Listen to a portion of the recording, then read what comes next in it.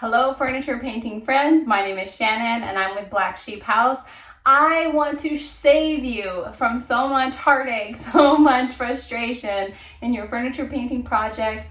And that's the whole reason I created my YouTube channel, was to help people when they're just starting. I want to simplify it and make it easy for you and keep you from making the big mistakes that I made. First thing that you want to do is have a plan. And I know it can be very daunting and overwhelming to choose a color, but I found this app. It's called Paint a Photo app from Sherwin, and you can upload your photo.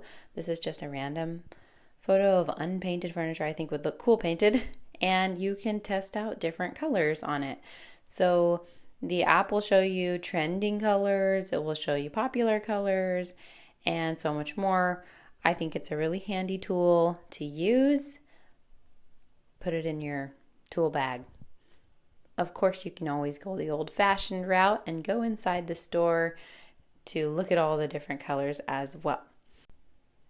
Number 2 is use furniture paint, or if using trim paint, use primer. You guys know that I love General Finishes. I'm not sponsored. I don't get any commissions or anything like that. They're just a really well-respected furniture paint in the furniture painting community. You will see a lot of us using this paint. It's really easy for me to get because it's nice and close by my house. They sell it at a woodworking shop, and I just really like the finish that it gives me, and I love that I don't have to use a primer. I usually do use primer if I'm going with a lighter color, but I love that I can skip it if I want to, and especially if I'm wanting to distress a piece and I want the natural wood to come through, it's great that I can skip that step. They have a pretty good selection of colors, although not infinite like Sherwin or Behr paint. They do have a wide selection, and on their website you can go and they can show you custom mixes, and you can create your own special colors as well. So this is a great paint to mix, and it's just a great paint, especially if you are new to furniture painting. I wish someone had told me about this paint when I first started, because they were all trying to sell me the boutique paints, and that were like costing more money than it would cost to buy like new furniture.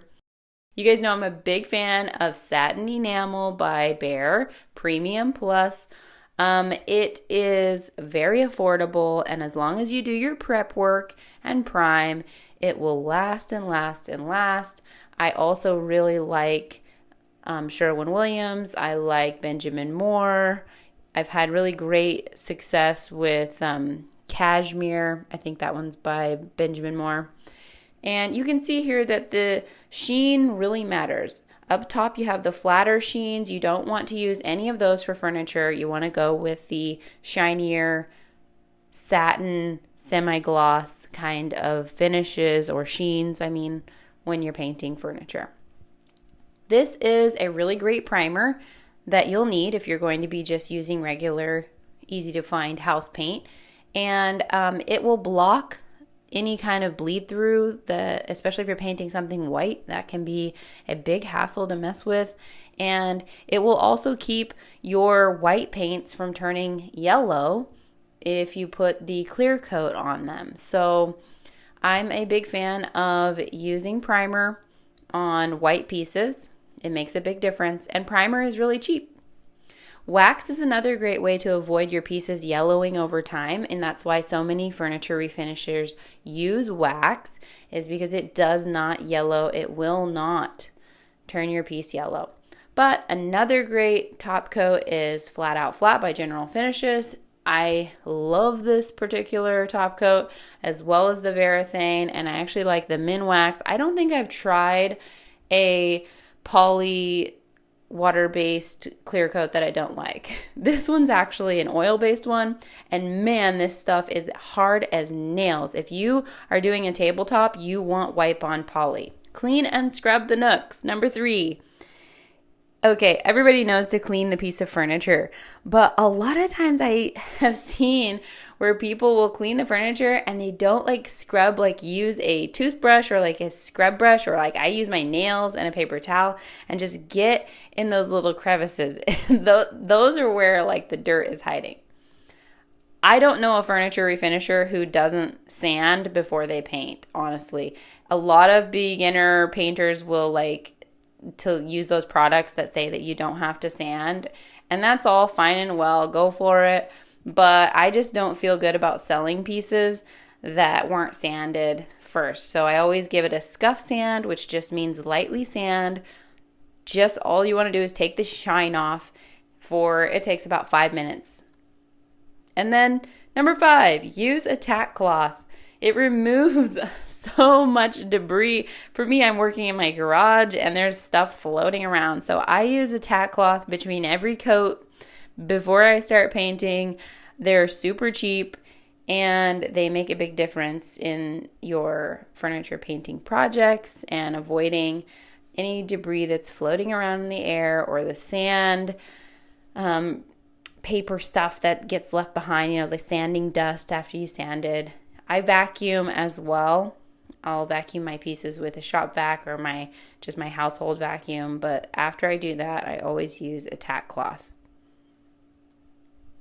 Number 6, I used to make this mistake all the time.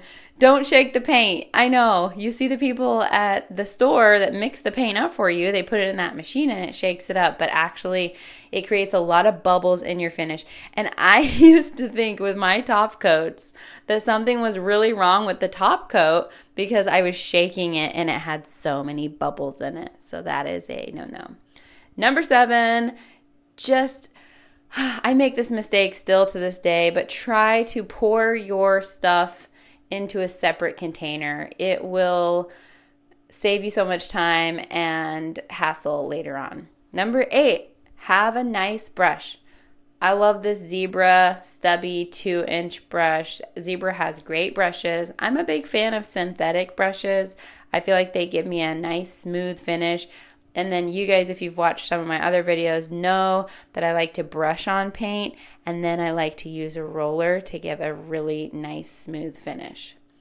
But I'm a big fan of smaller sized brushes for getting smooth finishes, and then you'll see me use bigger brushes when I'm going for texture and things like that. Number 8 is to elevate your piece. Get it off the ground. I use paint cans. I'll use books. You could use bricks or whatever you have on hand that can just lift your piece up. It makes working on it so much easier and you will not miss so many spots. Number 9, wait for it to fully cure. This is so hard.